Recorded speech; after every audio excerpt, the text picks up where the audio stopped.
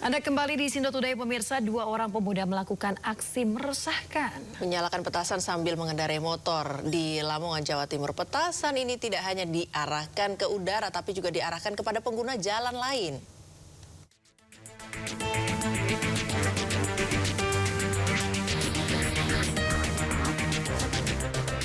Inilah rekaman video amatir yang memperlihatkan beberapa pemuda yang mengendarai sepeda motor dan nekat menyalakan petasan berdaya ledak cukup tinggi saat melintasi di Jalan Raya Lamongan, Babat. Aksi ini menuai kecaman lantaran membahayakan pengguna jalan lain. Merespons keresahan warga, jajaran Polsek Babat langsung bergerak melakukan penelusuran dan mengamankan dua orang pemuda. Selain mengamankan pelaku, polisi juga menyita 1 unit sepeda motor yang digunakan. Sebagai efek jerah, polisi memanggil orang tua dan kepala desa masing-masing pelaku untuk melakukan pembinaan khusus. Telah mengamankan 2 orang pengendara sepeda motor yang menyalakan petasan di jalan raya. Kegiatan tersebut mengganggu ketertiban dan membahayakan pengguna jalan yang lain. Saat ini telah dilakukan penindakan berupa tilang dan pada keduanya dilakukan sanksi sosial pembinaan oleh Bapak Kapolsek Babat untuk kegiatan kebersihan di wilayah Kecamatan Babat. Pihak kepolisian menegaskan tidak akan segan melakukan tindakan tegas terhadap segala bentuk pelanggaran yang mengganggu ketertiban umum, terutama saat malam Ramadan. Dari Lamongan, Jawa Timur, Abdul Wahid, iNews melaporkan. Ya pemirsa, kecelakaan maut melibatkan sebuah truk bermuatan pupuk menabrak pengendara motor di Jalan Raya Podomoro Tenjo, Kabupaten Bogor, Jawa Barat.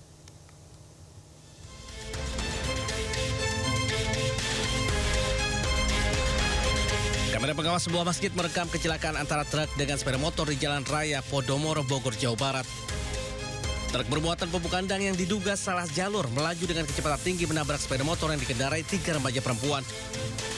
Kencangnya benturan membuat para penumpang sepeda motor terpental, 1 di antaranya tewas di tempat. Kini kecelakaan maut tersebut ditangani unit Laka Lantas Polres Bogor. Sementara sopir truk diamankan petugas kepolisian Polsek Tenjo untuk penyelidikan lebih lanjut. Dari Bogor, Jawa Barat, Iwan Setiawan, iNews melaporkan.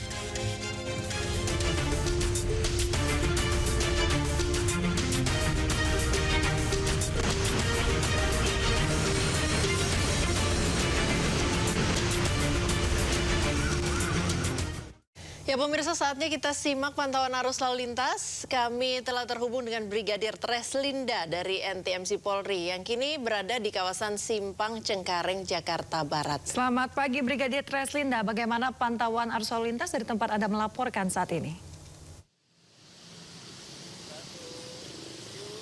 Ya baik, terima kasih rekan saya Yasmin dan juga Priska di studio, dan pemirsa kami akan menunjukkan secara real time kondisi arus lalu lintas terkini dibantu juru kamera Nopal. Dan memang pada aktivitas pagi di kawasan Cengkareng ini terlihat ada peningkatan volume kendaraan untuk aktivitas masyarakat di pagi hari ini dengan kendaraan minibus maupun kendaraan roda 2, dan ini untuk arus lalu lintas yang akan mengarah ke arah Grogol, di mana peningkatan volume kendaraan untuk mengarah ke Jakarta Selatan ini mengalami peningkatan. Tentunya kami harapkan Anda tetap selalu menjaga batas kecepatan kendaraan Anda serta jaga jarak aman kendaraan Anda untuk menciptakan lalu lintas yang aman dan juga lancar. Kemudian untuk arus lalu lintas yang akan mengarah ke Bandara Soekarno-Hatta hingga saat ini masih dalam keadaan ramai dan lancar dengan dominasi kendaraan minibus. Kemudian untuk arus lalu lintas dari arah Rawabuaya saat ini masih dalam keadaan ramai dan lancar, di mana perlambatan kecepatan kendaraan juga terjadi pada pertemuan arus kendaraan untuk arus lalu lintas dari Rawabuaya dan juga dari arah Cengkareng ini, sehingga ini juga perlu menjadi perhatian pengguna jalan yang akan melintas. Kami juga menginformasikan dalam rangka pelaksanaan operasi ketupat yang dimulai sejak hari ini tanggal 13 hingga pada tanggal 25 Maret mendatang, Polda Metro Jaya menerjunkan 6.802 personil gabungan TNI Polri dan Satgas Bantuan Pemda Jaya Raya. Selain pembatasan kendaraan sumbu 3 ke atas yang akan dilaksanakan pada pukul 12 siang nanti hingga pada tanggal 29 Maret 2026 di pukul 24, ada juga sistem rekayasa lalu lintas kontraflow dan juga sistem rekayasa one way yang diberlakukan untuk membantu arus lalu lintas pada saat terjadi kepadatan kendaraan di ruas tol Jakarta Cikampek. Tentunya kami harapkan Anda dapat mengikuti arahan dan petunjuk petugas kami yang berada di lapangan untuk mewujudkan lalu lintas yang aman dan juga lancar. Selain itu ada juga pemantauan lalu lintas melalui sistem Mandala Quick Response. Ya, ini untuk melihat simpul-simpul kepadatan. Apabila terjadi kepadatan maka ada anggota tim urai yang disiapkan oleh Polda Metro untuk melakukan penguraian kepadatan pada pelaksanaan arus mudik Lebaran 2026. Tentunya hal ini untuk mewujudkan mudik aman, keluarga bahagia. Demikian Brigadir Treslinda melaporkan Priska dan juga Yasmin. Kembali ke Anda di studio, silakan. Ya baik, terima kasih Brigadir Treslinda atas laporan Anda dari kawasan Simpang Cengkareng, Jakarta Barat. Selamat bertugas kembali dan salam presisi.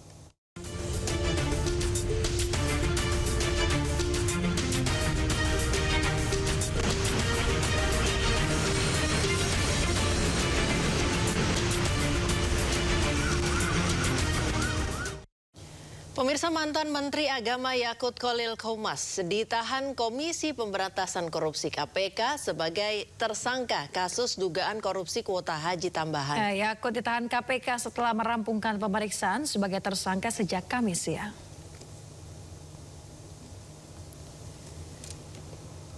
Dengan menggunakan rompi orange, kas tahanan KPK dan di borgol, Yakut tampak dikawal oleh petugas KPK dan aparat kepolisian. Mantan Menak tersebut akan menjalani proses penahanan selama 20 hari pertama. Yakut dan staf khususnya Isfah Abidal Aziz alias Gus Alex telah ditetapkan KPK sebagai tersangka kasus dugaan korupsi kuota haji tambahan. Sebelumnya Yakut memenuhi panggilan KPK untuk menjalani pemeriksaan lanjutan sebagai tersangka. Ini merupakan pemeriksaan pertama Yakut usai permohonan pra-peradilan yang ditolak oleh hakim. Berdasarkan perhitungan Badan Pemeriksa Keuangan atau BPK, negara disebut mengalami kerugian sekitar 622 miliar rupiah dari kasus dugaan korupsi kuota haji tambahan untuk penyelenggaraan haji tahun 2023 dan 2024.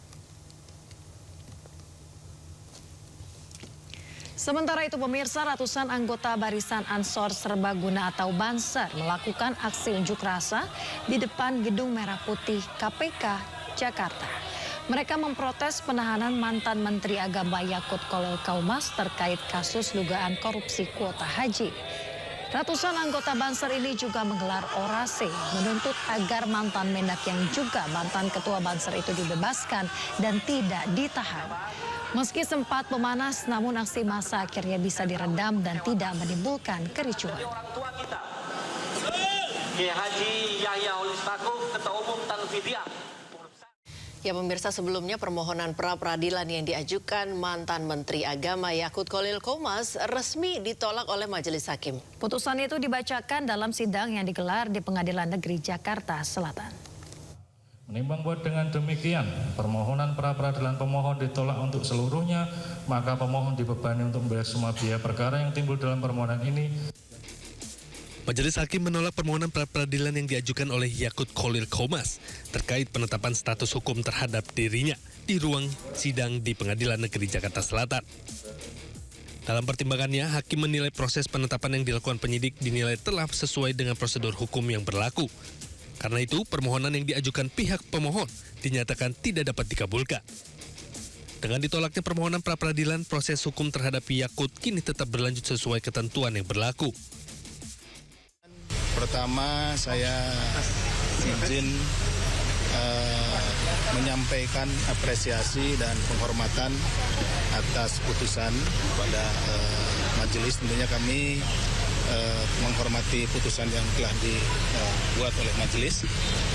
Yang selanjutnya kami juga menyampaikan apresiasi dan terima kasih kepada rekan-rekan media yang selalu mendukung kami dan hadir di sini untuk mengikuti persidangannya. Dan yang ketiga, kami juga mengaturkan terima kasih dan atas dukungan dari seluruh masyarakat Indonesia karena tentunya ini sangat ditunggu. Karena dengan putusan hari ini, maka kita bisa melanjutkan atau kami bisa melanjutkan ke tahap berikutnya, yaitu terkait dengan pembuktiannya. Kalau ini kan formilnya tadi seperti yang disampaikan oleh Mas Budi, nanti kita ada persidangannya untuk pembuktiannya, untuk materialnya, ya. Seperti itu. Yakut Khalil Qauma sempat hadir dalam persidangan, didampingi tim kuasa hukumnya untuk mengikuti jalan sidangnya pra-peradilan. Meski permohonannya ditolak, pihak kuasa hukum menyatakan akan mempelajari terlebih dahulu putusan majelis hakim sebelum menentukan langkah hukum selanjutnya. Keputusan dari Hakim Tunggal hari ini, kami menghargai putusan tersebut. Tentu kami juga punya catatan serius tentang proses persidangan ini karena dari sekian banyak dalil yang kami sampaikan, ternyata dari hakim pra-peradilan hanya melihat dari jumlah alat bukti yang sudah ada 2. Kami rasa ini menjadi sebuah preseden yang tidak baik terkait dengan keberlakuan KUHP yang baru, KUHP yang baru, ada ketidakpastian hukum di sini, tapi apapun itu tentu seluruh proses hukum ke depan tetap akan kami lakukan upaya-upaya hukum lanjutannya.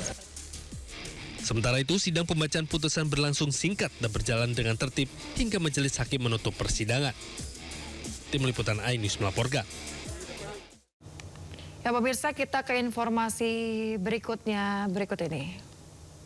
Yang mana Ketua Komisi 11 DPR RI Muhammad Misbakun menilai kelima Dewan Komisioner Otoritas Jasa Keuangan periode 2026 hingga 2031 yang resmi ditetapkan tersebut telah memenuhi unsur-unsur kemampuan uji kelayakan dan kepatuhan sebagai pimpinan lembaga sektor jasa keuangan.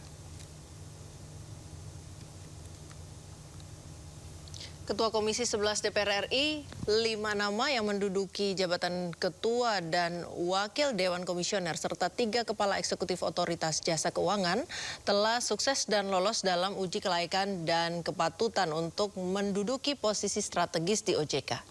Misbakun menegaskan bahwa kelima nama yakni Friderika Widiasari Dewi, Hernawan Bekti Sasongko, Hasan Fauzi, Diki Kartikoyono, dan Adi Budiarso telah transparan secara akuntabel menunjukkan kemampuan, kapasitas, serta kompetensinya yang dinilai cukup layak memimpin lembaga sektor jasa keuangan ini. Selanjutnya, Komisi 11 DPR RI berharap para komisioner terpilih mampu memperkuat kredibilitas otoritas sektor keuangan dan meningkatkan kepercayaan publik terhadap industri jasa keuangan nasional. Harapan kami, para komisioner, ketua, wakil ketua, dan anggota Dewan Komisioner OJK ini bisa membangun kembali kepercayaan masyarakat terhadap otoritas jasa keuangan, terhadap pasar modal Indonesia, terhadap industri jasa keuangan Indonesia, supaya menjadi lembaga yang lebih kredibel, dipercaya oleh masyarakat, dan menjadi bagian dari proses pembangunan Indonesia ke depan yang memberikan kontribusi untuk bangsa dan negara. Pemirsa, resmi ditetapkan sebagai Ketua Dewan Komisioner Otoritas Jasa Keuangan, Friderika Widiasari Dewi langsung tancap gas fokus percepatan reformasi integritas pasar modal Indonesia. DPR RI resmi mengesahkan Friderika Widiasari Dewi sebagai Ketua Dewan Komisioner Otoritas Jasa Keuangan periode 2026 hingga 2031. Pimpinan baru OJK ini langsung menetapkan reformasi integritas pasar modal sebagai tugas utama jajaran Dewan Komisioner.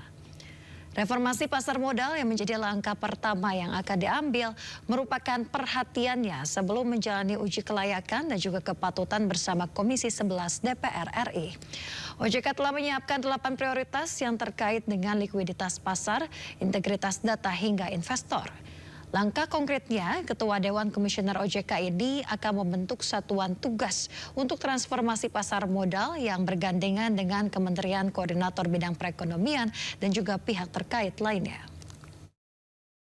Untuk mendapat kembali kepercayaan dari investor, terutama investor global, dan juga bagaimana memastikan investor retail ini terlindungi, Bapak.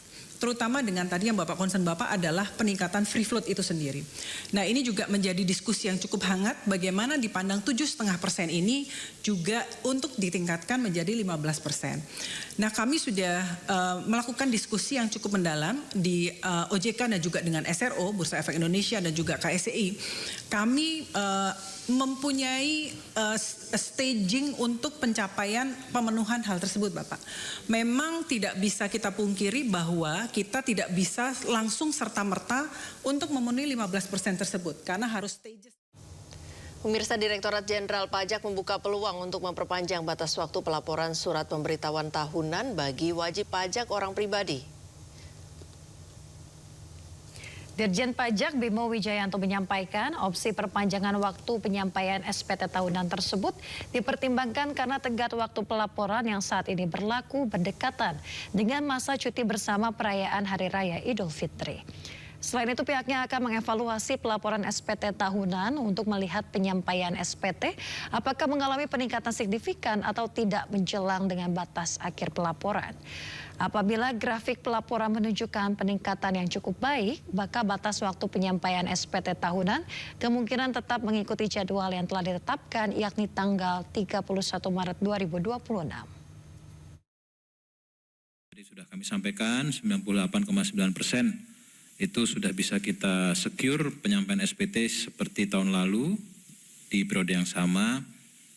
Dan sampai hari ini kita belum melihat adanya urgensi untuk relaksasi atau untuk sanksi keterlambatan pelaporan SPT tahunan. Kami akan terus evaluasi sampai mendekati Lebaran untuk bisa apakah itu memang perlu dikeluarkan kebijakan relaksasi. Penertiban lapak PKL di Padang, Sumatera Barat berujung ricuh. Sejumlah pedagang kaki lima menyerang balik petugas Satpol PP. Informasi lengkapnya usai jeda, pemirsa, tetaplah di Sindo Today.